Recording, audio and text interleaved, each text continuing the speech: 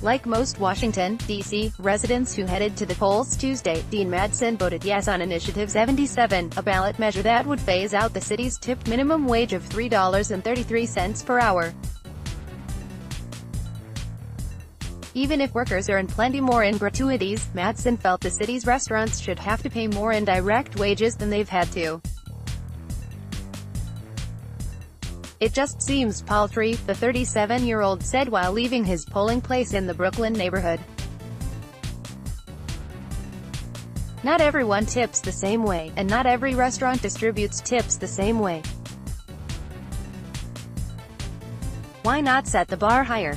That was apparently the prevailing line of thought on Election Day in most of D.C., particularly lower-income neighborhoods without a thriving bar and restaurant scene. The measure passed 55 to 45%, giving a boost to the One Fair Wage campaign that seeks to end the two-tier minimum wage system used in most states. The initiative would gradually do away with the city's tip credit. Legal in most states, tip credits allow employers to pay tipped workers a sub-minimum wage so long as the workers earn enough gratuities to get them up to at least the regular minimum wage. In D.C., that means restaurants can pay servers and bartenders a base wage of just $3.33 per hour since the bulk of their earnings will come through tips. If Initiative 77 goes into effect as passed, the tipped minimum wage would gradually rise to the regular minimum wage of $15 by 2025, at which point the tip credit would be gone. That would significantly increase the base wages that businesses would be required to pay servers, parking attendants and other tipped employees.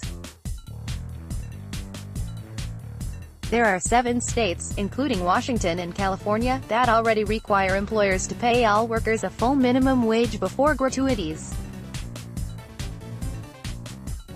D.C.'s restaurants, and many of their employees, campaigned relentlessly to defeat it, and the bitter fight is far from over. A majority of members on the city council joined the industry in opposing the measure. They have the power to alter it or toss it out altogether. The city's powerful restaurant lobby immediately said they would pressure the council to overturn it. Backers of the initiative held a rally outside the council building Wednesday morning urging members not to defy the will of voters.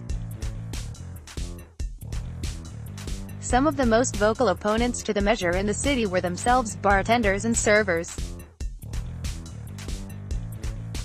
They warned that restaurants couldn't sustain the higher labor costs without significantly hiking prices, which they said would eat into customers' tipping habits and ultimately drive down their take-home pay.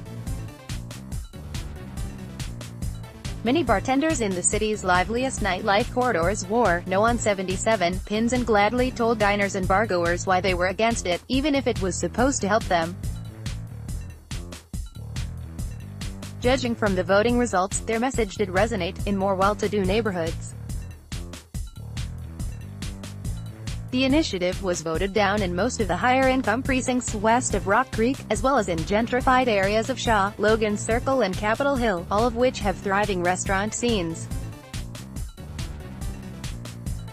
But the initiative passed in all but a single precinct east of the Anacostia River, where the vast majority of residents are black. Lower-income areas of the city were more likely to vote in favor of the initiative than higher-income areas. Diana Ramirez, the director of Restaurant Opportunities Center D.C., the local chapter of the New York-based Worker Center behind the initiative, said she wasn't surprised by the racial implications in the voting results.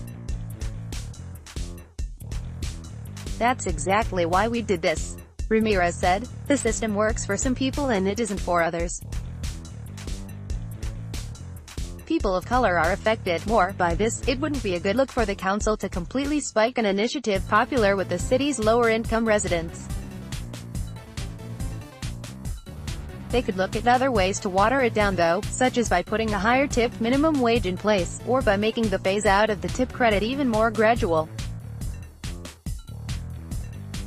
If they decide to alter it, they will probably point to the low voter turnout. Just 17.6% of registered voters cast ballots Tuesday, as well as the language of the proposal on the ballot, which was friendly to its backers. Ed Laser, who ran unsuccessfully against Council Chairman Phil Mendelson, said he expects the council to tinker with the initiative rather than let it become law. As a supporter of the initiative, Laser acknowledged it could force restaurants to dramatically change the way they do things, and legislation done through the council would give them a seat at the table that they didn't have with a ballot initiative. "No doubt there will be a conversation, which I think is a good thing," said Laser, who's on leave as director of the DC Fiscal Policy Institute. Local restaurateur Andy Shallow, who owns the Busboys and Poets eateries in town, said he anticipates that over time ending the tip credit could lead restaurants to raise menu prices between 20 and 30%. He spoke at an election watch party being hosted by the Yes on 77 crowd at his restaurant in Brooklyn on Tuesday night. Even though it was a victory party, Shallow told the crowd that a lot of restaurants would feel the pain of the higher labor costs. "Lots of restaurants will be hurt by this, I just want to be honest with you," he said at one point. Shallow said he hoped the council would tweak the proposal and make it more business-friendly, floating the idea of giving restaurants tax breaks or a longer runway for implementing the initiative.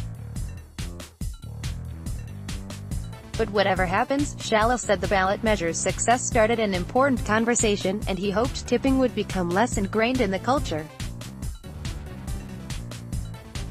"We are an industry that's easily spooked, and I think sometimes for good reason. There's a lot of pressure to keep prices down," Shallow told HuffPost. But the restaurant industry is one of the last industries that believes in tipping as a way to make a living. That has to become obsolete. Download. Do you have information you want to share with HuffPost? Here's how.